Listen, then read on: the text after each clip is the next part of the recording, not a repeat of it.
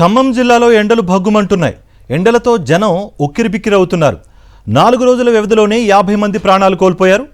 ఎండల నేపథ్యంలో ఆర్టీసీ బస్టాండ్లు ప్రయాణికులు లేక నిర్మానుష్యంగా మారాయి. అటు ఎండలతో ఆర్టీసీ కండక్టర్లు, డ్రైవర్లు తీవ్ర ఇబ్బందులు పడుతున్నారు. గతంలో ఎప్పుడూ ఇంత ఎండలు చూడలేదు అంటున్నారు ఆర్టీసీ కార్మికులు.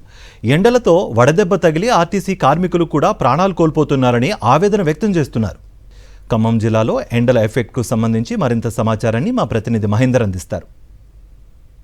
జిల్లాలో ఎండలు మండిపోతున్నాయి. రికార్డు స్థాయిలో అత్యధిక ఉష్ణోగ్రతలు నమోదవుతున్న నేపథ్యంలో జనం తీవ్ర ఇబ్బందులు పడుతున్నారు. మన ప్రస్తుతం ఆర్టీసీ సంబంధించి న్యూ బస్టాండ్, ఖమ్మం న్యూ బస్టాండ్లో ఉన్నాం. ఇక్కడ చాలా వరకు ఎండ తీవ్రత నేపథ్యంలో ప్రయాణికుల రద్దీ కూడా చాలా వరకు తగ్గింది. ఈ మధ్యాహ్నం సమయంలో మాత్రం చాలా వరకు 12 నుంచి 4 వరకు వెళ్ళే ప్రయాణికుల సంఖ్య కూడా చాలా వరకు తగ్గిన పరిస్థితి ఉంది. అంటే దాదాపుగా మధ్యాహ్నం వేళలో 45 డిగ్రీలు సంబంధించి దాటుతున్న నేపథ్యంలో జనం వడగాలుల తీవ్రతతో వడదెబ్బతో ప్రాణాలు కోల్పోతున్నారు. గత 3 రోజుల వ్యవధిలో చూసుకుంటే ఏకంగా ఖమ్మం ఉమ్మడి జిల్లాలో 50 మంది ప్రాణాలు కోల్పోయారు. అంటే దీన్ని బట్టి చూస్తే ఎండలు ఏ విధంగా ఉన్నాయి, వడగాలుల తీవ్రత ఏ విధంగా ఉందో అర్థమవుతుంది. మనతో ఆర్టీసీ సంబంధించిన సిబ్బంది సంబంధించి అందుబాటులో ఉన్నారు. ఎట్లున్నాయండి ఎండలు ఎట్లున్నాయి? బాగా విపరీతమైన ఎండలు ఉన్నాయి సార్. అసలు డ్యూటీలు చేయాలంటేనే ఆ వడగాల్పులకి సస్తామా బతుకుతాం అనే ఆలోచనలో ఉన్నాం మేమైతే.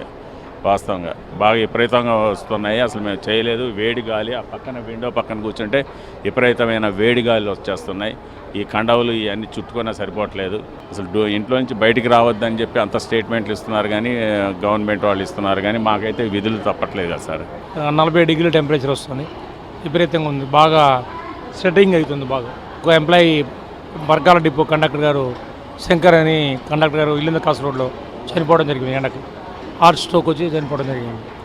ఎవరెప్పుడు అనేది అర్థం కావట్లేదు. పరిస్థితి ఘోరంగా ఉంది. చాలా వరకు అంటే గత ఏడాది కర్చీఫ్లు సంబంధించి నెట్టుకొచ్చాం. ఈసారి టవల్స్ కట్టుకోవాల్సిన పరిస్థితి ఉంది. అంటే వడగాలు తీవ్రత ఆ స్థాయిలో ఉంటున్నాయి. చాలా ఇబ్బందికరంగా ఉంటుంది. కాకుండా విధులు నిర్వర్తించాలి కాబట్టి ఇక తప్పట్లేదని కూడా చెప్తున్నారు. చాలా వరకు చూస్తే బస్టాండ్లో కూడా మనం చూడొచ్చు, చైర్స్ కూడా అన్నీ ఖాళీగా ఉంటున్నాయి.